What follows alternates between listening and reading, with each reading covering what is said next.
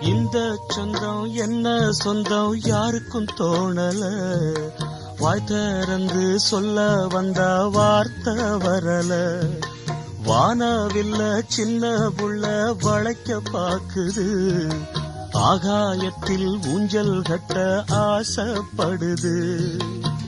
சீரகொன்னு முளைக்கும் முன்னே பறக்குது பட்டாம்பூச்சி. காமதேவன் ராஜாங்கத்தில் இது ஒரு கண்ணாமூச்சி.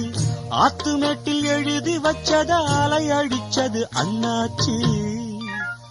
சம்சாரம் அது மின்சாரம், சம்சாரம் அது மின்சாரம்.